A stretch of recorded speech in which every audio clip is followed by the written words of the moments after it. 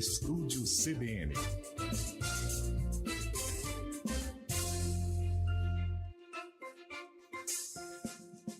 Agora 2h45, de volta com o Estúdio CBN, e hoje o STF, Supremo Tribunal Federal, define os critérios que vão diferenciar o porte de maconha para uso pessoal do tráfico. Ontem já foi decidido descriminalizar o porte de maconha para uso pessoal. É uma decisão histórica aí que divide opiniões e pode impactar a legislação aqui no país e também práticas policiais.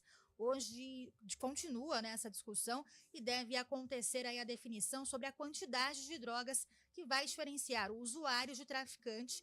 Isso pode ser concluído ainda hoje, e para entender melhor aí os impactos dessa possível mudança da legislação e dessa decisão de hoje, a gente conversa com o Rafael Valentini, ele que é advogado criminalista, também pós-graduado em Direito e Processo Penal pela Universidade Presbiteriana Mackenzie, conversa conosco aqui no Estúdio CBN. Rafael, boa tarde, bem-vindo, muito obrigada pela participação. Muito boa tarde a você, Taila, e a todos os ouvintes. Bom, Rafael, hoje a discussão, então, entre os ministros é a quantidade máxima aí que vai configurar o uso individual ou, então, o tráfico aí de maconha e de drogas, né? Isso, queria que você explicasse para a gente o que muda aí com essa possível decisão de hoje.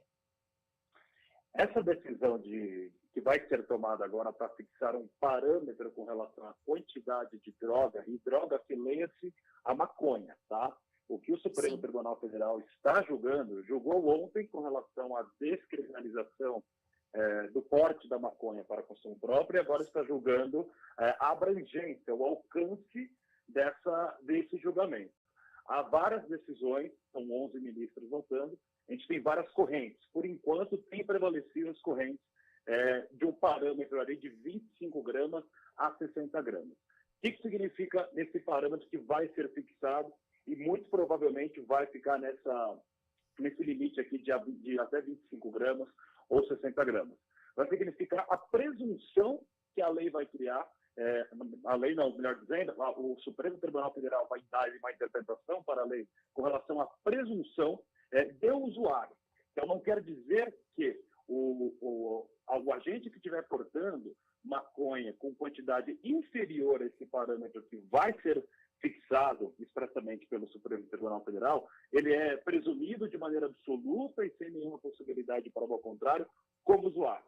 Vai ser apenas decidido que, se for abaixo dessa quantidade que o Supremo Tribunal Federal vai fixar, ou seja, a abrangência desse entendimento, do julgamento que eles estão concluindo agora, é presumido usuário. Mas, caso a caso, será possível a polícia realizar uma prisão em flagrante por entender que, naquele caso concreto, naquela situação concreta, naquele contexto específico, muito embora a quantidade era inferior ao parâmetro que vai ser fixado pelo STF, havia ali um indicativo da prática de tráfico de drogas. Então, portanto, o que o Supremo Tribunal Federal vai decidir agora é o parâmetro norteador, o limite até onde a presunção com relação a ser o agente surpreendido com maconha vai ser até onde ele é presumido usuário, ou até onde, a partir de que limite ele passa a ser não mais presumido usuário. Aí sim, já com a possibilidade real de ser enquadrado como traficante.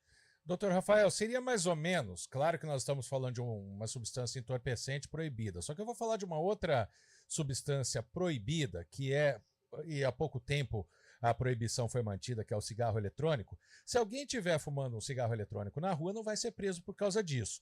Essa lei da maconha também do usuário, da descriminalização do usuário, é mais ou menos isso também. É para pegar somente o traficante, mas é claro que o senhor já explicou um exemplo aí que é diferente, que não precisa ter a quantidade máxima, né, ou a quantidade mínima para a pessoa ser presa, mas é mais ou menos isso. Se alguém, por exemplo, para dar um exemplo prático, for flagrado pela polícia fumando maconha no meio da rua, ele não vai ser enquadrado por isso? É mais ou menos aí que essa lei está querendo chegar? Vamos lá, só para deixar claro para o nosso ouvinte, Marco, não é uma nova lei, né? Muito embora o Supremo Tribunal Federal está julgando aquilo que a lei já diz. A lei hoje, a lei de drogas, ela é bem aberta, ela não traz critérios muito objetivos para diferenciar o usuário do traficante. Então, não é uma lei nova, tecnicamente dizendo, Então, se trata de um julgamento do Supremo sobre a lei que já existe. Diante disso, o cigarro eletrônico é uma substância proibida de ingressar no território nacional. Já a lei de drogas, e ela é complementada, a lei de drogas, por aquilo que diz a Anvisa, o órgão regulador, com relação a essas substâncias, ela trata como droga a maconha, o que não acontece com o cigarro eletrônico. Daí porque a lei de drogas atinge e produz efeitos com relação à maconha e não necessariamente com relação ao cigarro eletrônico.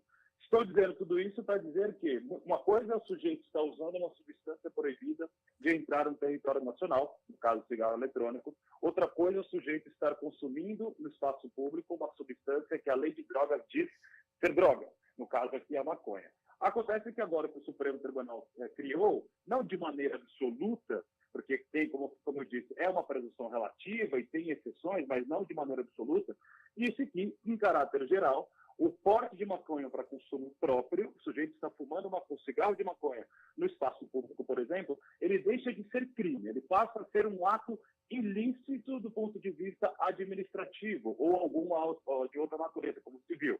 Em termos práticos, e o Supremo não disse isso. Quem está dizendo isso agora sou eu, sabendo como os impactos que isso pode ter daqui para frente. A gente vai entender isso nos próximos capítulos.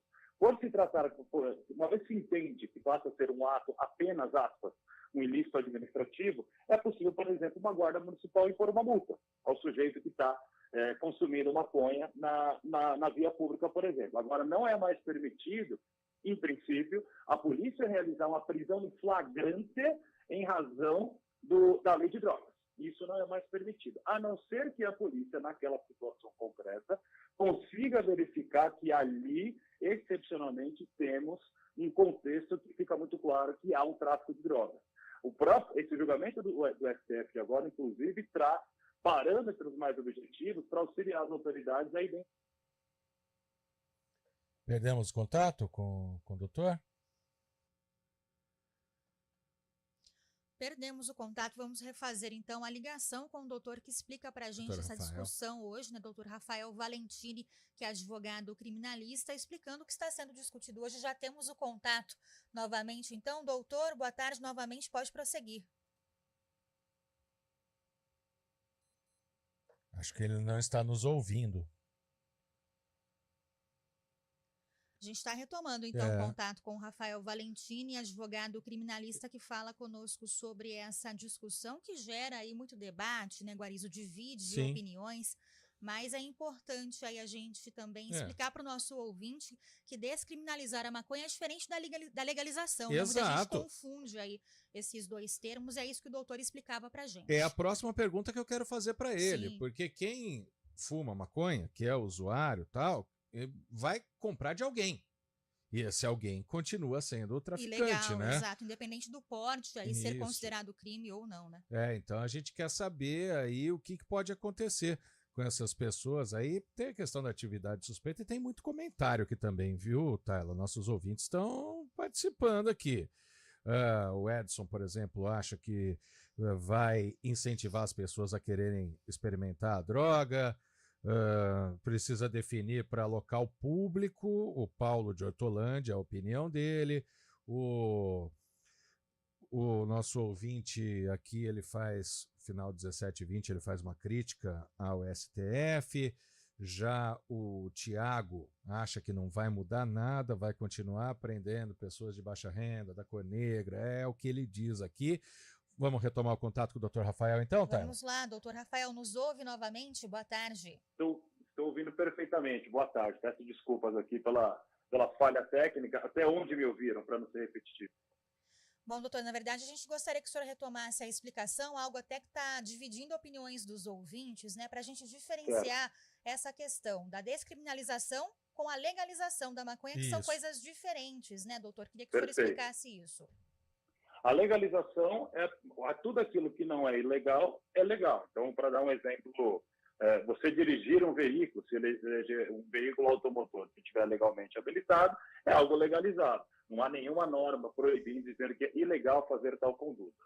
Então, se fosse revogada a lei de drogas, ou fosse revogado pelo menos cancelado o dispositivo da lei que fala do porte de droga para consumo próprio, aí sim teríamos aqui uma legalização, porque ele deixou de ser ilegal, e aquilo que não é ilegal, aos olhos da lei, passa a ser automaticamente legalizado. Não é isso o que aconteceu. Tampouco é também o que a gente poderia falar sobre regulamentação. Então, não é que veio uma nova norma por meio do Congresso Nacional que regulamentou em que hipóteses podem ser pode um sujeito comprar maconha, por exemplo, numa farmácia ou no estabelecimento apropriado, e etc.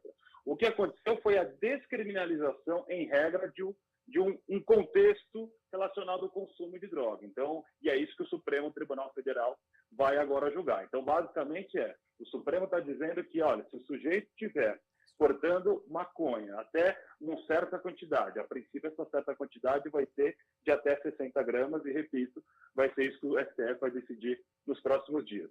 Se o sujeito foi surpreendido na via pública com até essa quantidade de droga, de maconha, especificamente a maconha, que fique bem claro, ele será não só presumido usuário, como essa conduta não é um crime.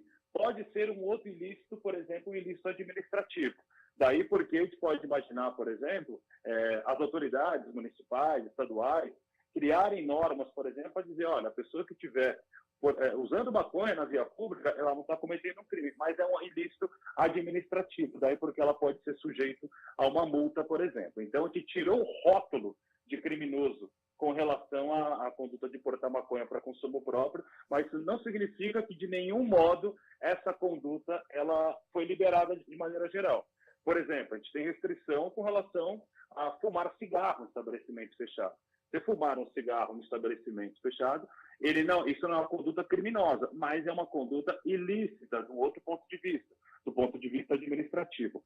É algo mais ou menos assim que o Supremo acabou decidindo, mas, repito, esse parâmetro que o Supremo vai criar ainda, de até 25 ou 60 gramas, ele não será absoluto. A depender da situação específica, pode o policial ainda, e a tese do STF é clara nesse sentido, de que o policial não está impedido de prender uma pessoa que esteja apenas portando maconha, ainda que abaixo dessa quantidade que vai ser estabelecida pelo STF, se naquele contexto o policial perceber que aqui temos um indicativo de prática de tráfico de drogas. Doutor, agora essa decisão é do STF, vale aí para todas as outras instâncias da Justiça, mas como fica, por exemplo, aquele outro projeto do Congresso para criminalizar o porte de qualquer quantidade de droga e não só da maconha, diante desse julgamento do STF?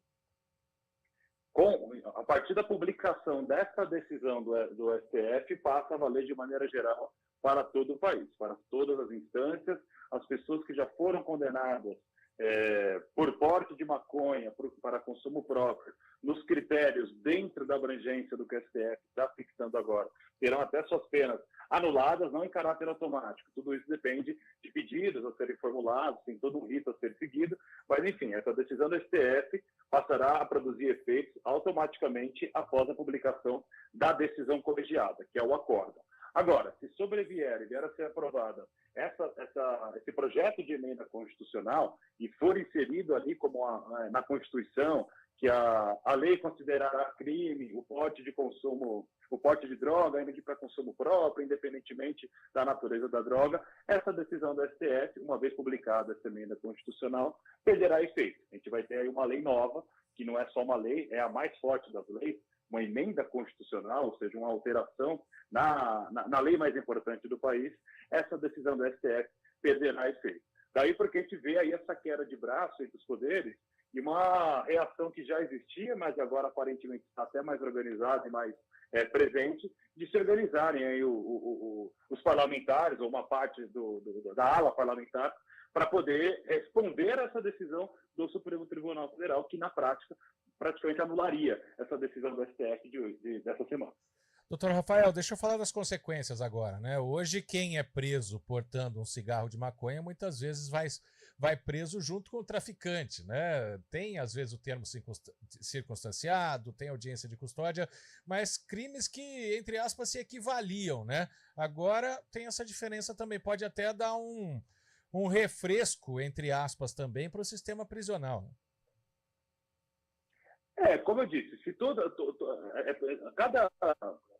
será necessário quase um trabalho de reavaliação de vários processos, vou dizer de todas as condenações, mas boa parte das condenações, o ponto de partida é que pessoas foram condenadas por tráfico de drogas, sendo que a condenação se deu em razão do porte apenas de maconha. Vamos analisar.